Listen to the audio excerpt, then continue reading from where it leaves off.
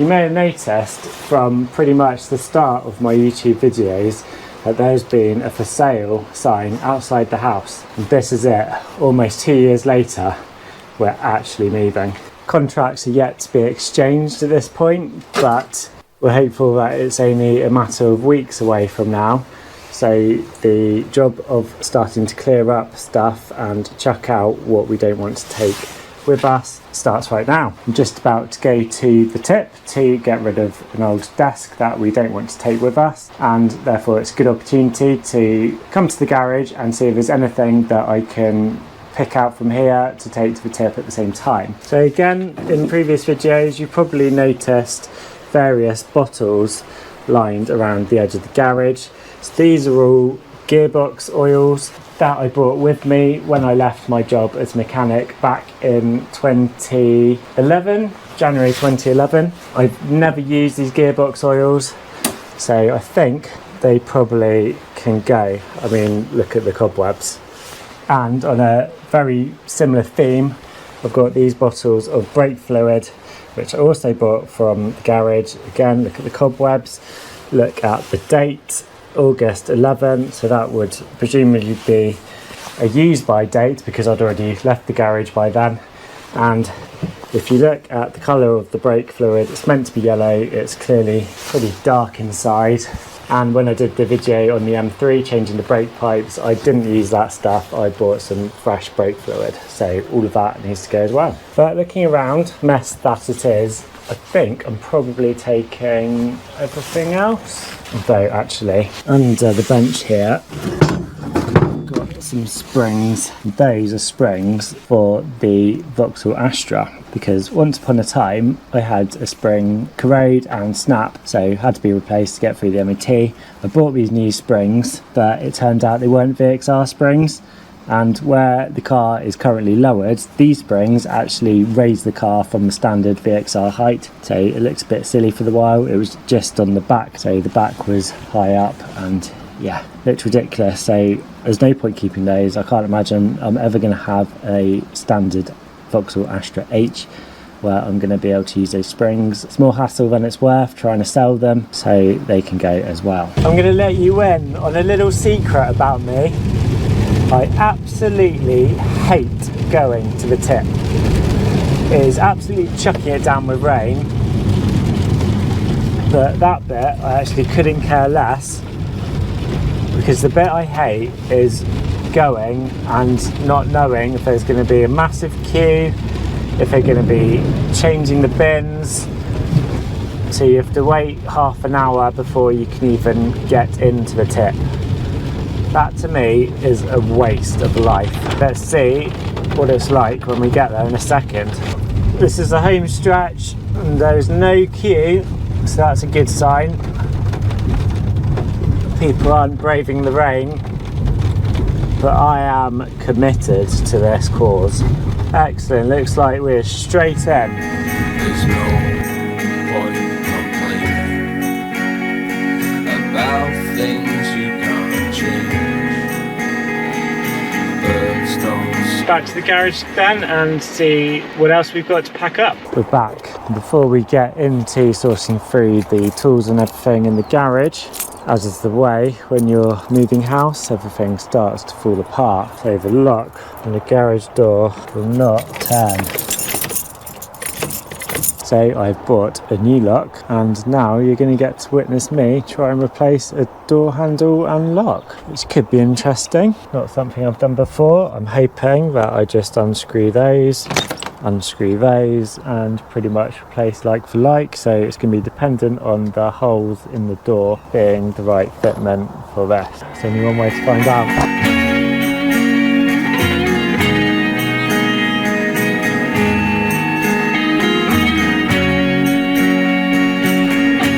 Two more flathead screws out with the old. So the question is now, does the new one fit in and line up with the holes in the door? The answer is no, it does not. As you can see, that gold square needs to line up with this hole and the keyhole with that bottom hole, and there's nowhere to be seen. What do I do now? I think the next step is to go to a shop that sells locks, take this with me and buy one that is actually going to fit this door. Otherwise I'm back on the internet ordering parts, not knowing what I'm doing, and probably just going to buy another lock that doesn't fit. It's a bit like how I diagnose cars, isn't it? Come on, let's go and get this lock. Which one do we need, Mai? You reckon? Can you scan it? Let's see if this one's any better then. Looking good. Just need to extend the hole there a tad. Let's do that and get this job finished. Progress made. We have a door lock and a door that shuts. However, the recess in this bit isn't deep enough. When I go to lock it, you can see the lock working, but that is as far as I can turn the key. So we just need a bit more depth in there. Try not to worry about things they can't. Look at my handiwork. That is how to fit the door lock. The new owners of this house can thank me later. Now inside the garage to sort out all the tools. Fun job. So I'm having some technical issues with the sound right now, but I'm here to tell you that I'm ready to pack all of this stuff into boxes. So everything on the workbench there, everything on the shelves, all the fluids, the polish, the paints, the consumables. But before we do that, I just thought it might be nice for you to see what is actually in my toolbox. So this is pretty much as I had my toolbox set up when I was working as a mechanic back well over 10 years ago. So we've got my sockets on the top there, my ratchets and extensions, my wheel nut sockets with plastic protector to prevent scratching of the wheels, a few bits of drills, got some more drills, a saw, tap and die set which came in handy when I snapped the bolt in the E90 head, my spanners all laid out lovely in order, and some more spanners, my electrical drawers, a heat gun which is well used for the wrapping, more sockets, some bits for a screwdriver, some more screwdrivers, my breaker bars and lever bars, and some odd sockets that are rarely used. In fact, so rarely used that I don't even know they're there. My pliers, some circlip removal tools, the hammer drawer, a well used one, some files and plastic trim removal tools, snap-on screwdrivers which I never use. I really should, because they're actually starting to go a little bit rusty there, but just because I don't have that many snap-on tools, despite having the snap-on toolbox, I've never wanted to use them, but there's no point just keeping them and never using them, is there? And the big drawer at the bottom is just for the tools that do not fit anywhere else. There's a grinder in there, there's a wheel arch roller which I used on the ST1000 some time ago. We've got a Mitivac in there, Power Probe, which is a really useful tool, the rivet gun, what's this? Yeah, the brake flaring kit, how could I forget that? We used on the E46 M3 about a year ago. And then this should be my brake piston wind back tool, and then we've got my air tools, and that's it. So if you ever wondered what's in my toolbox, now you know. And while I start the unpacking process of the toolbox and the garage into boxes, let's take a trip down memory lane and reminisce about the cars that I've worked on in this garage over the last 10 years. And where better start than with Hannah's Micra. So before the Mocha, before the E90, before that, Hannah's daily was this Nissan Micra. What a beauty. And not too dissimilar to what's happened with the E90, and then I moved on to better things with the E90 itself, but the Micra sort of stuck around. It was lent to Hannah's sister for a little while, but then it came back, and that was when I got my hands on it. I lowered it, I fitted these wheels, and I also messed around with the engine, replacing the 1 litre pistons with 1.2 litre pistons. But I didn't do a very good job of it, and it consumed loads of oil, smoke out the exhaust. I kind of had enough of it, and off that went. From my perspective, when we arrived at this house, I was driving the ST1000 as pictured here. and as I'm sure I've mentioned before, the day after we moved into this house, I went and picked up the BMW E46 M3 to live in the garage. Starting with the S2000, before I arrived at this house, I'd already fitted the rear spoiler to it. I changed the roof because it had tears in it. Whilst at this house and in the garage, I fitted these wheel arch extensions and at the same time got these wheels which sat a bit wider than the OEM stance. Not using wheel spacers as I did in my last video with the E90, but this time just getting wider wheels. What I never really got around to doing was lowering this car. Where I fitted the arch extensions, I should have ground out the rear arch, which I never did, so I couldn't really lower it without doing that, otherwise there would have been a major rubbing. With the E46, you've seen a lot of the work that I did on that car on the channel, but prior to that we got the boot floor reinforcement plates welded on because there was a crack in the boot floor, which is a common issue on the E46, and I also had to have the inlet manifold off because the throttle valves were all gunked up and sticking, putting the car into limp mode. That one took quite a while to get to the bottom of. And I'm sure there's some other bits and pieces I did on the cars that I can't recall at this point, but to be honest, in that period working on cars became a bit of a chore, and one of the reasons that I do YouTube is because it has brought back my enthusiasm for working on cars, because I no longer feel like it is just a job to get done and I'm sharing it with you guys. So actually most of the work I've done in the garage in the last 10 years has actually come about in the last 2 years, which you've all seen on YouTube.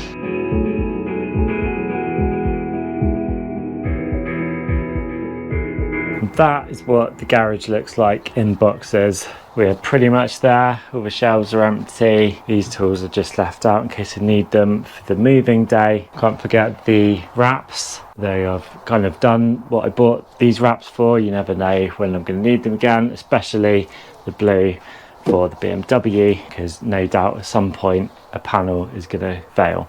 It's starting to feel very real now, the move, isn't it? I will see you on moving day and we will say goodbye to the garage. And here it is, we've made it to moving day finally after 2 years of trying to move. The buyer that pulled out and a lot of legal conveyancing nonsense, but we're now here and I'm about to move the cars out of the garage for the E90 and the Astra off what has been its space ever since I had it for the last 8 years for the last time.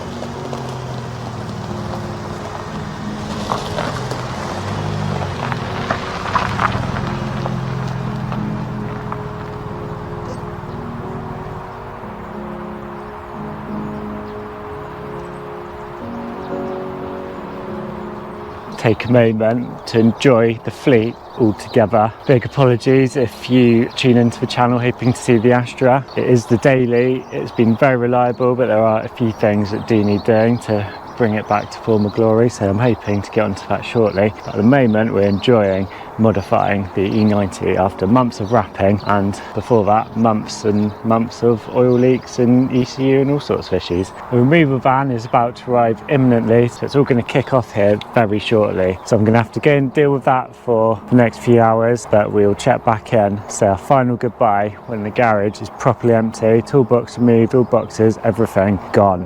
The hive of activity is finished. Everyone's gone and I'm the last one left. I kind of thought maybe you'd want to see where I've been living the last 10 years. So this was the bedroom, the master bedroom. And we have a number 3 bedroom. And the number 2 bedroom. The view out to the garden. Just the one bathroom. Nice, there it is. You saw in the attic in my wrapping video. If you want to see that because you missed it, go and check it out. Then we had the lounge, the living space. It's so echoey without anyone here. The dining area and the kitchen. on the porch. Right, it would only be fitting for the last place to be before I leave this property to be the garage. Let's go. There it is, no longer the pile of mess that I used to keep on the workbench there. The toolbox is gone, all the shelves are empty, everything is gone, the wrap is gone from the corner. This really is an end of an era. 25% of my life I've spent in this house and working on cars in this garage, but all good things come to an end. It's a bit emotional, it's a bit sad, but it doesn't need to be, because we're moving on to bigger and better things. So without further ado, I will see you at the new place.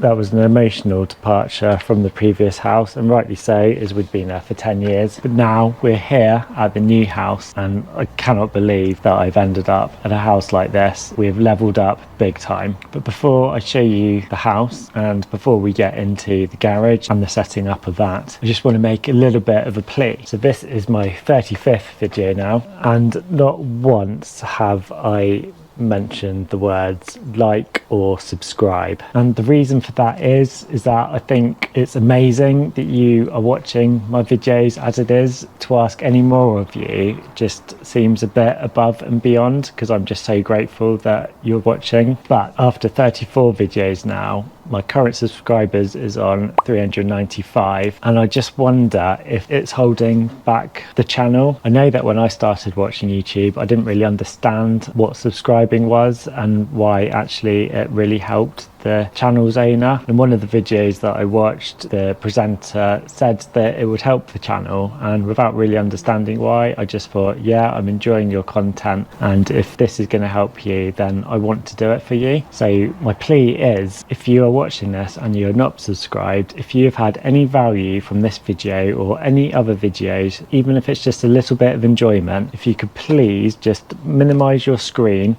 and hit the subscribe button below the video. It would really mean a lot to me. It doesn't cost anything, but it just shows your support, it boosts the numbers, and will really help me in producing these videos. Enough of that though, back to the house move. Time has moved on since we left the previous house, mainly because that day was totally exhausting. When we got to the new house, the previous owners hadn't actually left. There was a bit of stress around that, so we were later than anticipated unloading furniture and boxes and everything, and by the time we finished I was absolutely wiped. As a result, the E90 is still not in the garage. Loads of boxes have just been dumped in the garage, so we have that to sort out in a moment. But before we do, I know this channel is about the cars, but you're going to be interested in the house as well, I'm sure you are, and I'd love to show it to you as well, so I will do so now.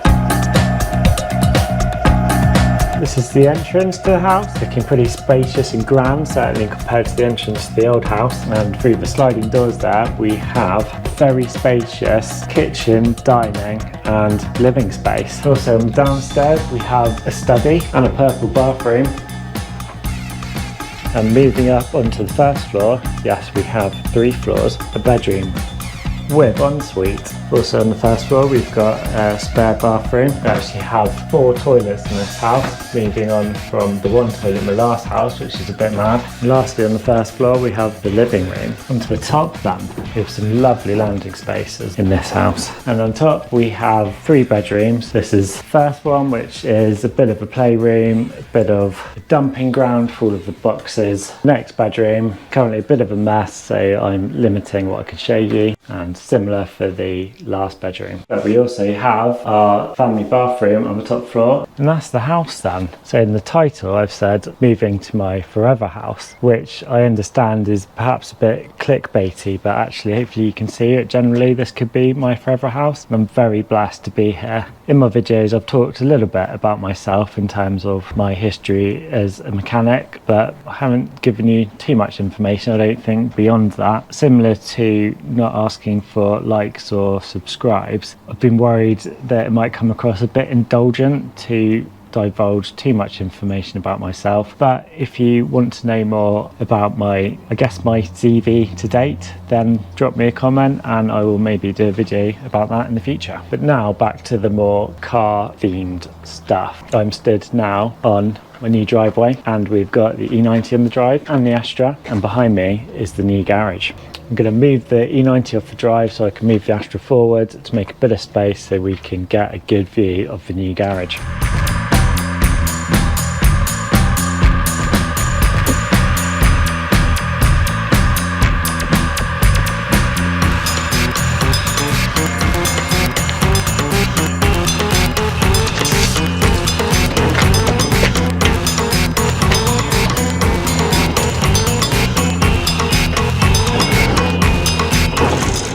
Here it is, and you can see how the garage was just used as a bit of a dumping ground for a lot of the boxes that came over from the old place. A lot of these are the garage's boxes which we packed up earlier on in the video, so that's absolutely fine. But for all the stuff we do have in the new house, we do not have a porch or a shed, so everything from the porch and shed in the old house kind of ended up in here. So we need to get the toolbox set up, which will delete a lot of the boxes from this picture.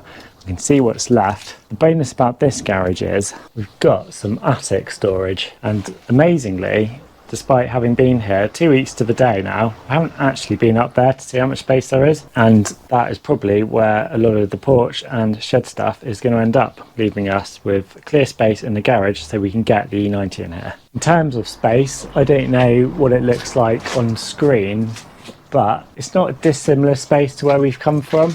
I think it is marginally bigger. Getting the E90 in here will probably give us a better indicator on how much extra room we do have. It is definitely an upgrade. It's made of bricks rather than wood, because let's be honest, the last one was a glorified shed, but it served us very well. Let's get with the unpacking.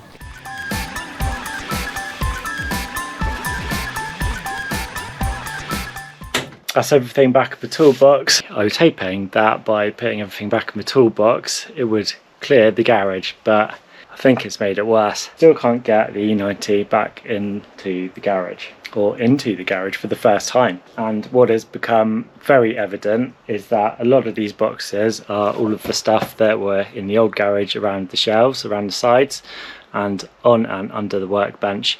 And here I have zero shelving or storage or anything. That's not something to get sorted right now, but it does need to be sorted imminently. We've got the toolbox stocked up, but now it's time to prioritise getting the E90 into its new home. So let's move all this stuff out so we can get the car in. Should be enough space to get the car in now. The only problem is there's loads of stuff outside, so not quite sure where all that stuff is going to go yet. It might be that some of it still needs to go in here. For example, I put the garden tools in the corner there, but there's bigger stuff like bikes and umbrellas, and I don't have a clue where those are going to go. In terms of the garage though, we are going to need some shelving, so we'll need a workbench there, and we'll get the car in now to see just how much room there is, but I'm thinking maybe some kind of racking along there. Can't go all the way down because of the garage door mechanism, but I think we can get some good stacking going on up there. Let's get the car in and see how much space we've got.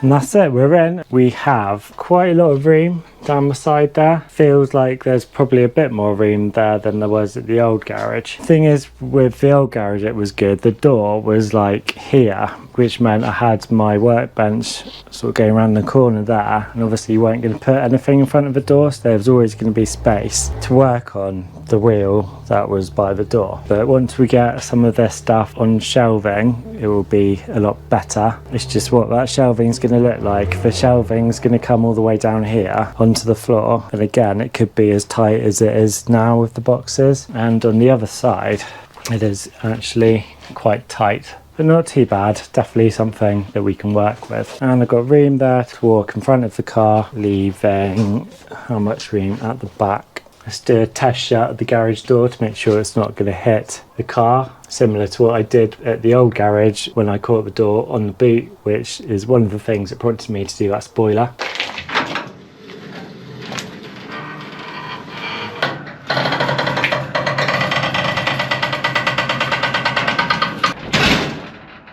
Lots of clearance. So it's good news then, a decent sized garage. It's certainly no smaller than the last one. It's going to be a bit tight working around here whilst I've got these boxes, but I'm going to go away now, and now I'm going to look at some storage and racking solutions, get something sorted so I can practically use this space. So what does this mean for the channel then? Well, in the short term, not a huge amount. The project of getting the E90 lowered is still very much the priority. As I mentioned earlier, there's a few bits to do on the Astra. It needs a bit of TLC, so I've got to get that done. As you can imagine, moving into the house that I have moved into has taken quite a lot of my focus, and as I mentioned at the start of the video, pretty much throughout all my YouTube videos I've been trying to sell the previous house, and I've made quite an investment to move to where I have, so I haven't really had the finances to do much with the cars. You may recall that at the end of the video where the M3 left, I said that I wanted something to replace that car that was equally as fancy. I feel I should be treating myself to something a bit fancy. That was back in October. We're now nearly a year further forward, and I have not done that for those reasons as just explained, with my focus being on the house move. But now that's out of the way, I can turn my financial attention to upgrading the cars. As I also said in the M3 goodbye video, that either this car or this car is going to have to skedaddle, because I don't have the time or the energy to manage 4 unreliable cars, and all my cars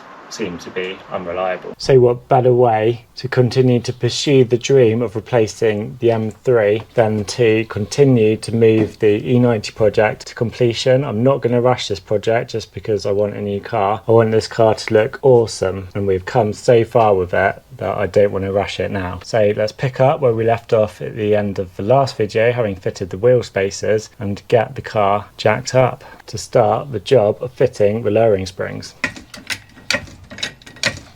And on that tease, I'm going to end the video there. Thank you so much for seeing me move into my new house, and I'll catch you next time to lower the E90 finally.